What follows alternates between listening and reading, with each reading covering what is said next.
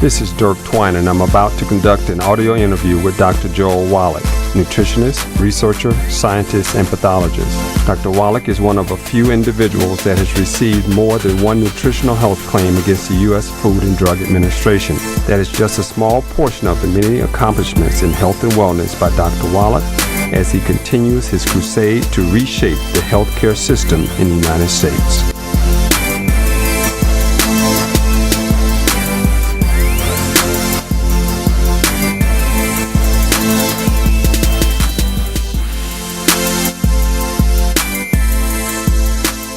Hello, this is Dirk Twine speaking with Dr. Joel Wallach, the Mineral Doctor.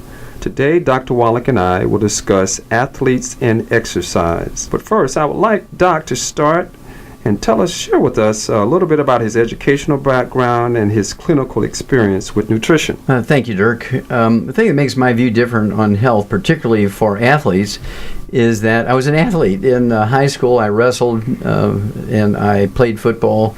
Was on the track team, played soccer, so I was an athlete, plus I did a lot of physical work on the farm. My first classes were in agriculture. I was an agricultural student, studied the health of livestock, what it took to do that. My minor was in field crops and soils, learned about soil and plant nutrition, became a veterinarian, and began to treat animals with what I'd learned in the agricultural classes.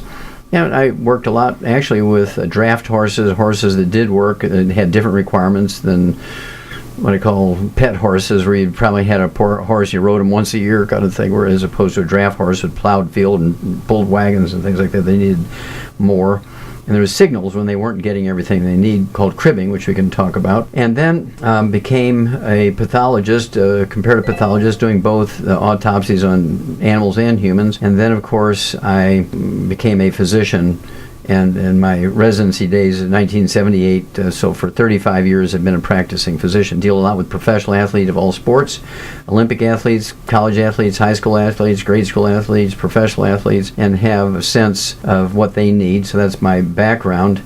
And I'm happy to say that we've been able to prove that with our supplementation program we can help them increase performance, and we're looking for them to be 100 years old instead of an average of 62. Yeah, well, I've known you for a while, Doc, and you got a lot more credentials than that. You're being very modest, but what I know of you, you're an author of nearly a dozen books on health and nutrition. You're a pathologist. You've done some work in genetics, biomedical research, many years of clinical work. You've just done so many things. I like to call you a super scientist, Doc. Thank you. When I tell people about you, I say Dr. Wallach is a super scientist. He's just done so many things, and I think your very background allows you to help so many different people and to know things and to solve problems that other people can't solve. And I think that one-sided view that many people have, I like to think of you similarly to me in terms of by profession. I'm an engineer, and engineers by profession, we solve problems. And when I moved into the natural health arena, what I did was I used my engineering training to help me solve health problems. And so for me, I don't care how the problem is solved. I just want to get it solved. And so if that means using nutrition or using acupuncture or biology or any modality, I'm going to use it to help my customer or client get better or help myself get better. So I'm not prejudiced in one way or another. I'm just a problem solver just like you. Well, that's very good, because if you're prepared to solve the problem first and worry about the method later, as long as it's all legal and ethical, absolutely, and so forth, we're on the same page. Okay. Well, tell me a little bit more, Doc. You said you played some sports. I believe you even played at a college level for a while. Yes, I actually wrestled for the University of Missouri for 2 years until I was accepted into veterinary school and got married all in the same year. So that's priorities changed. Huh? Yeah, priorities changed, so I had to give up something. So rather than giving up my new wife, I gave up the wrestling. I was too small. I weighed 123 pounds. I wrestled 123 pounds, so couldn't play football. But in high school, I played middle linebacker for 4 years, lettered as a middle linebacker, 123 pounds. I played pulling guard on offense because we played both offense and defense back in those days at 123 pounds, and I learned how to take down 200-pound players who were either running backs or on offense. I was able to take back linebackers and tight ends and things like that, even 123 pounds.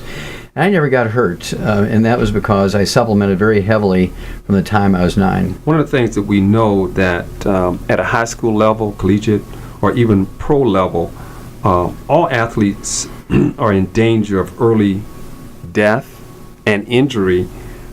Each year we see and we seem to hear about the death or the serious debilitating injuries that occur in athletes at all ages, before, during, and even after performing. Let's talk about that a little. Okay, well, a lot of people have an erroneous idea that exercise is good for you. Absolutely. Okay, it's an erroneous idea. It's a myth that exercise is good for you. You have to add another sentence. Exercise without supplementation is suicide, while exercise with supplementation can be optimally healthy. And the reason is this, and most people don't realize it, but when you sweat, you put yourself in danger, whether it's from a trade, like being a roofer, working in a factory where it's 120 degrees in there because you got blast furnaces going, you're sweating. When you sweat, you're not sweating out water, you're sweating out a soup that contains all the nutrients floating around in your blood. If you're just drinking, people say, well, take water and rehydrate. Well, the soup you're sweating out has all these nutrients in it, and you're just replacing it with water, rehydrating, which is not bad, but you're leaving out even greater importance. You're leaving out these nutrients you're sweating out. And so the people who die suddenly usually die of one of two things, either a ruptured aneurysm, either in the brain, the heart, someplace else in the body, aorta, or they die more commonly, I think, of a cardiomyopathy heart disease, which is caused specifically by a selenium deficiency. Had the good fortune, if you will, to being on a project in Qishan Province, China, where my wife and I were able to do 1,200 autopsies on kids under the age of 10 who died of cardiomyopathy heart disease, a selenium deficiency. And this is one of the more common causes of sudden death in athletes from all sports. And tragically, it's something that's easily supplemented with, and you can prevent cardiomyopathy heart disease. And every time an athlete dies of cardiomyopathy heart disease, the cardiologists all come out and say, see, this is proof positive we need more electrocardiograms before these guys play sports. Well, they're not going to pick it up. You can take an electrocardiogram 1/10 of a millisecond before you die of a cardiomyopathy heart attack, and the electrocardiogram is going to be normal. They really don't understand, and it's a crime. It's a felony that they allow these kids to play without complete supplementation, including extra selenium, for cardiomyopathy heart disease. Also, we know that ruptured aneurysms are caused by a copper deficiency because you get a breakdown of the elastic fibers in your arteries. And when your blood pressure is going up because you're exerting physically, if you don't have the right and healthy elastic fibers in your arteries and veins, you get varicose veins, you get aneurysms, you get hemorrhoids, which are just varicose veins in a funny place. And usually when people die of a ruptured aneurysm, it's either in the brain, coronary artery, or aorta. And these are caused by simple deficiencies of copper. And so those two, when you look at our sports drink Rebound, it has 100 nutrients, including copper and selenium. There is very high, high profile sports drinks that only have 2 nutrients in them. Many of them have 4 or 5 or 6, but the most high profile ones have 2 nutrients in it. So you're 88 short, and that's why we have so much breakdown of tissues. And the sad part about this, Dirk, is people take the drinks that have these nutrients in it, 2 nutrients. Let's say they collapse on the court because they have an ACL problem. They have an anterior cruciate ligament that's stretched or torn. They get a torn meniscus in their knee. They get a blown out disc in their back. The doctors, and it's always the sports medicine doctors associated with all these teams are always orthopedic surgeons.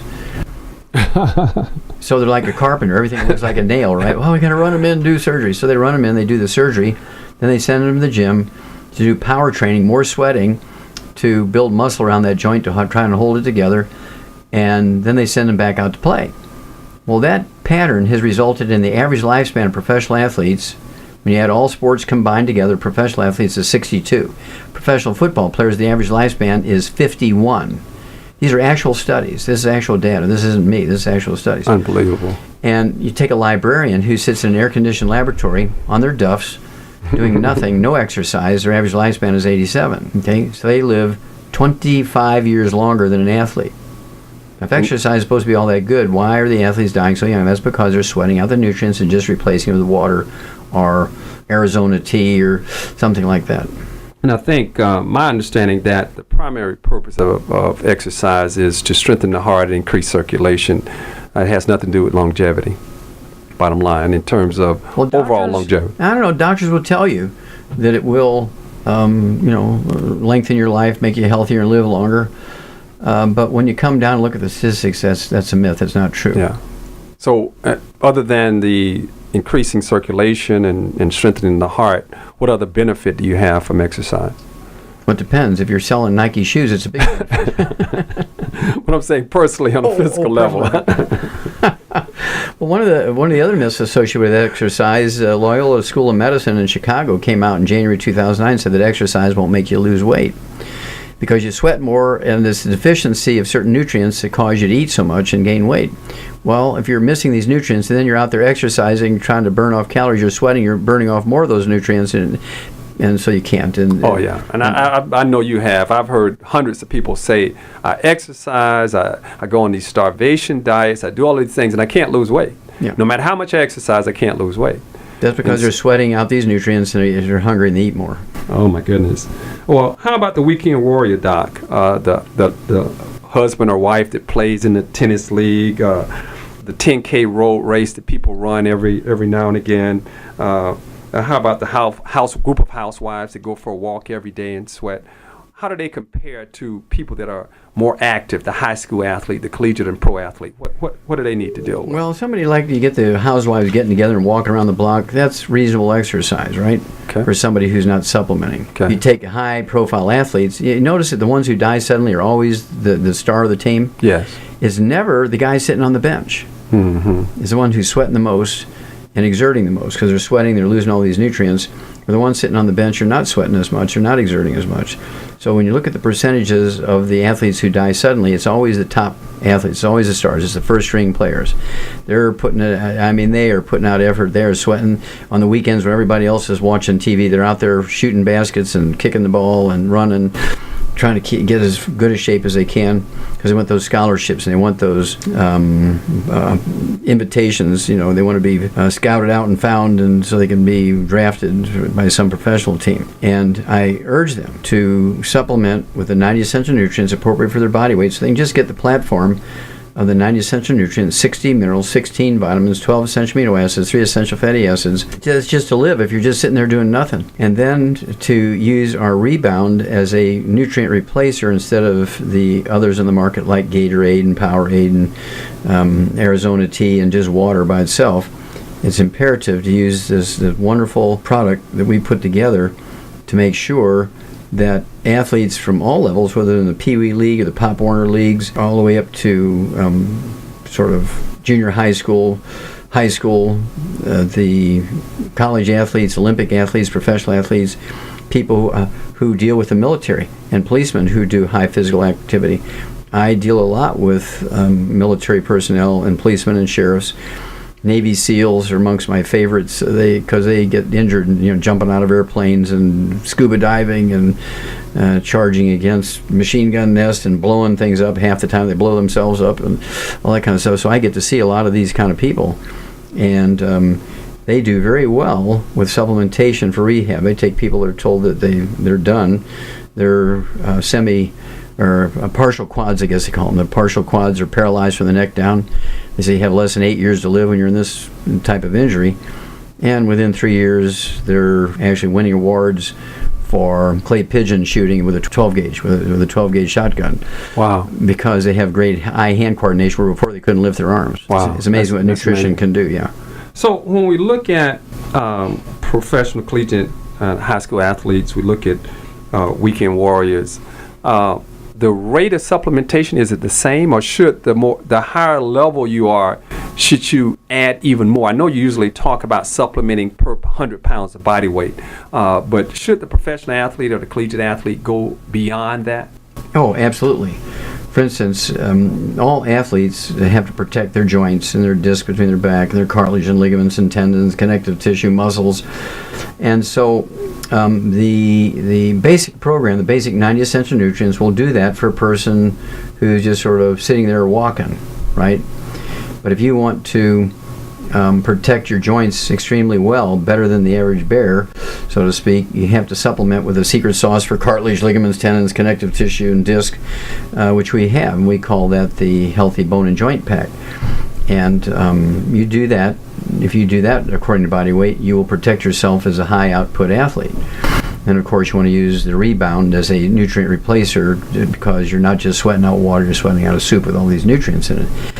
That's a very easy concept to think about. And so once you train an athlete, gosh, you're sweating out all these nutrients, why wouldn't you replace them instead of just drinking water? It's kind of like if you have an oil leak in your car, the oil will keep showing up in your driveway in your house. You say, I better, when you check, and you say, man, I'm a quart low, so you put a quart of water in there. That's smart. Yeah, you wouldn't do that. You wouldn't do that to your car, right? And so why do you do that to yourself? So let's look at something else. I was thinking about people that, although they're not quote-unquote athletes, but their occupations mimic professional athletes. Carpenters, landscapers, construction workers in general. All of these people, even a chef in a restaurant, somebody that's, for 12, 14 hours, they're running from one end of the restaurant to the other. There are hot ovens over hot stoves. They're literally mimicking the lifestyle of a professional athlete. How should we treat them, Doc? Yeah, physiologically they are. Even farmers throwing bales of hay and all that kind of. Anytime you're sweating, if you're sweating, you are at the same danger as a professional athlete because you're sweating. Sweat is not water. Sweat is a soup of all the known essential nutrients. So you must supplement very seriously with the 90 essential nutrients. And if you're sweating, I would use the Healthy Bone and Joint Pack, and then use the Rebound. I would say 4 to 6 servings a day, and you'll be amazed at how good you feel. You'll rest better. You'll be less susceptible to injuries. A couple of months ago, I was going up an escalator at the airport at Boston Logan Airport, and my briefcase, which has a long handle, got stuck in the machinery there. The wheels, I guess, got stuck in the machinery, and it literally catapulted me backwards. Now, I went down 100 feet. Wow. I'm going head first 100 feet. And all these people on the escalator, they're looking up, their mouths are open, they're kind of screaming and yelling. I'm going by them like a rocket. And I hit the bottom, and I bounced up, brushed myself off, and came back up the escalator. And all these TSA guys come running. Are you okay? Do we need to call somebody? No, get away from me.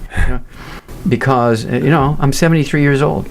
Now, how many 73-year-old people could fall 100 feet on moving iron?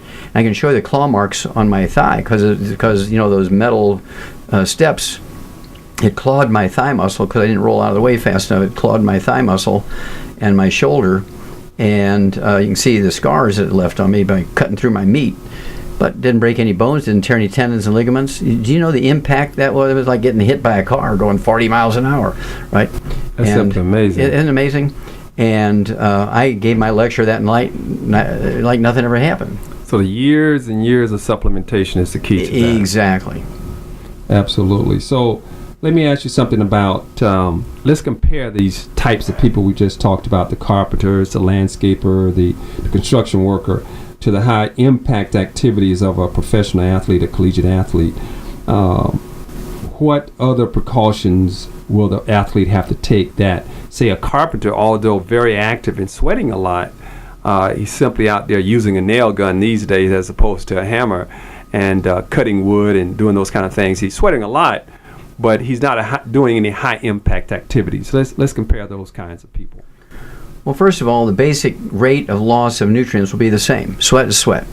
Okay. Now, the high impact stuff, that's going to add extra wear and tear to those joints. And so I would add more of our secret sauce, if you will, that actually supports maintenance, repair of cartilage, ligaments, tendons, connective tissue, disc between the vertebrae, bone matrix, and bone itself. And so that's why I'd go with professional athletes, high school athletes, university athletes, Olympic athletes.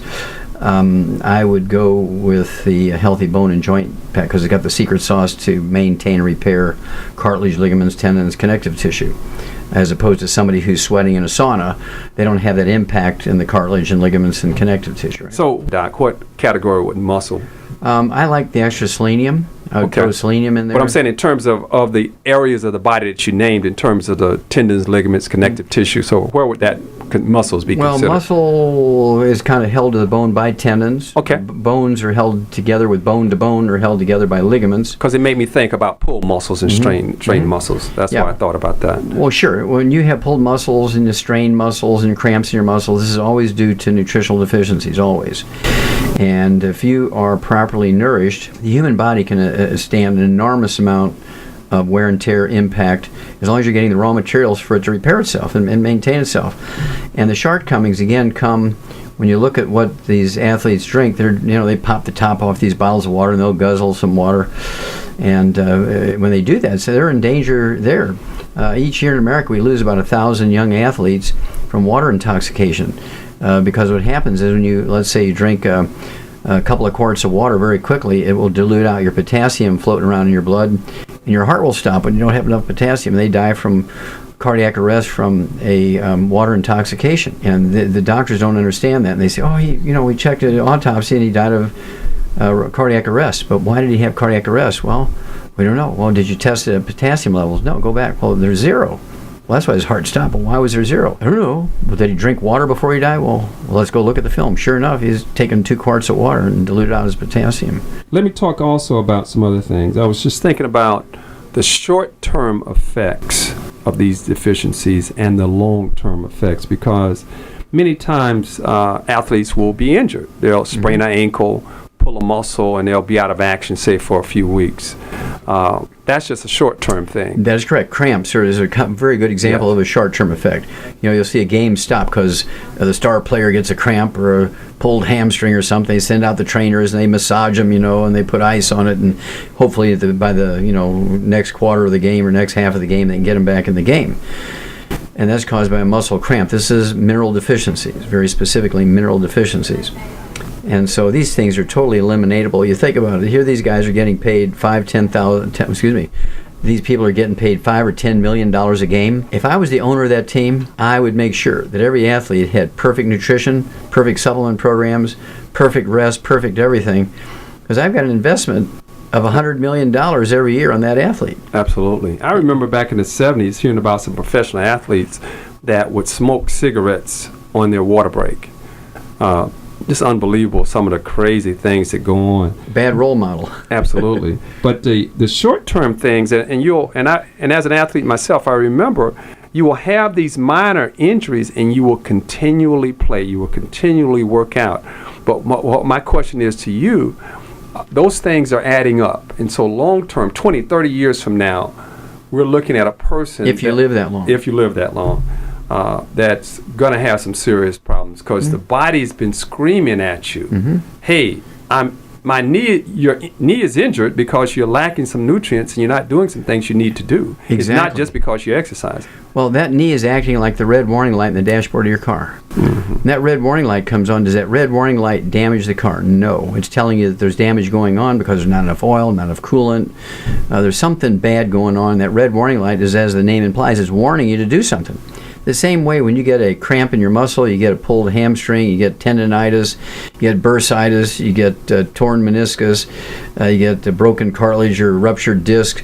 These are all red warning lights. At the level of activity that you're performing at, you're not getting enough supplements to maintain yourself. And you're going to have a game at a hot day. You're going to be doing doubles in August, getting ready for the football season, and you're going to drop dead. And they say, well, he didn't have anything wrong with him. Well, how did he drop dead suddenly? Well, you go back and you look. He'd had tendon and ligament problems 4 years before, had bone spurs 6 years before, had muscle cramps during the practice earlier that year. And so all these sort of things that seem relatively minor, that you can ice yourself up, put ice bags on your joints and take a Aleve or aspirin or something and have the pain go away and play tomorrow. Although they seem relatively minor, they're the red warning light equivalent, because you could wake up dead the next morning because you didn't pay attention to that red warning light. Oh, this is so unbelievable that of the millions of athletes that we have in America, that this is really not known.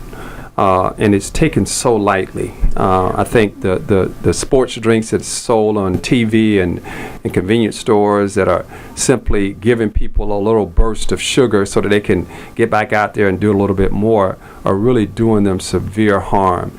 And many times I speak to church groups and other organizations, and I always share with them the fact that I've been an athlete for a very long time. And I always say, however, although I've been an athlete, I recommend it. Unless you're professional, collegiate, or Olympic, or maybe even in the military, to never run, to never do high-impact activities. If you want to exercise, some walking, biking, swimming, some low-impact activities on a reasonable amount of time, 3 or 4 days out of the week for an hour or so, it's great for you. It's great for you in terms of long-term, as I said, in terms of strengthening the heart, increasing circulation, lowering blood sugar levels, a lot of positives.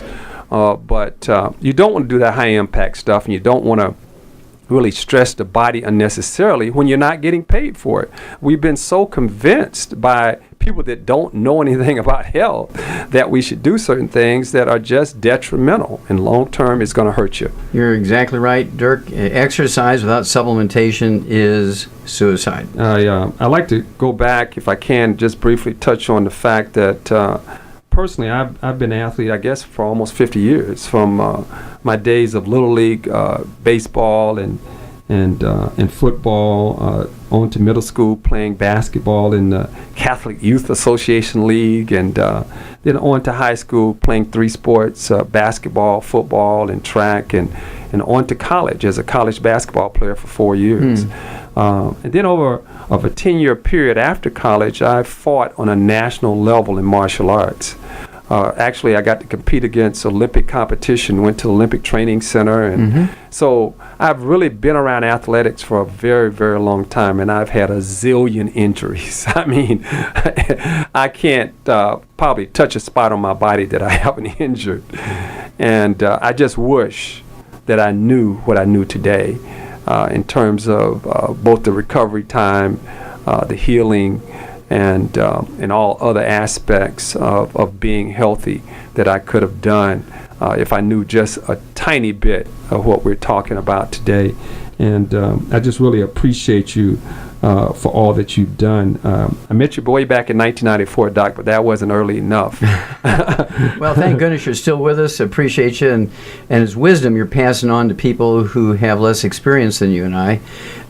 We don't want them to go through the pain of the experience, right? We want them to benefit from the wisdom, and they can make the proper changes and adjustments and additions to their programs to avoid all the terrible things that we've seen happen to others. Okay, and I'd like to end with saying that I hope that we've touched and reached enough people that they can utilize the information to effectively help themselves and to help others.